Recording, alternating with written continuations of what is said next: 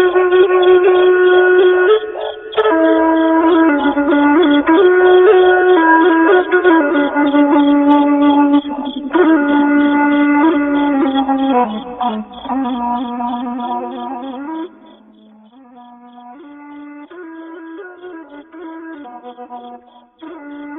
ែហើយដឹងទេកូនរងចាំ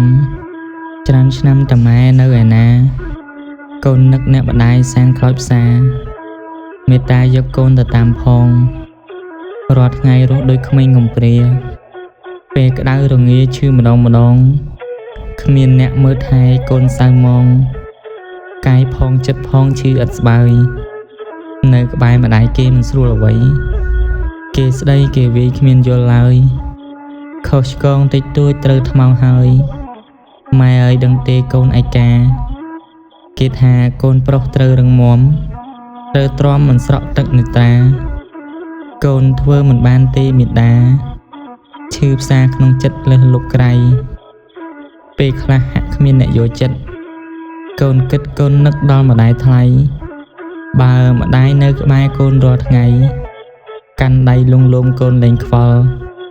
កូនគេថ្នមគេស្រឡាញ់បានឆ្ងាញ់ម៉ែអើយមិនបាច់ឆ្ងល់គេចែកកូនគេហូបឡើងហល់ពេលសល់បានហៀដល់មាត់កូនបើក្បែរម្ដាយខ្លួនល្អយ៉ាងណាមិនថាគ្មានទ្រព្យខ្សត់បងប្អូនក៏មានក្តីសុខមិនសាបសូន្យម្ដាយកូនរួមសុខទុក្ខនឹងគ្នាម៉ែអើយពេលណាម៉ែត្រឡប់កុំស្អប់ហើយចោលកូនកំព្រាចង់ឲ្យម្ដាយអោបបាត់រងាយូរយាយ៉ាងណាក៏កូនចាំ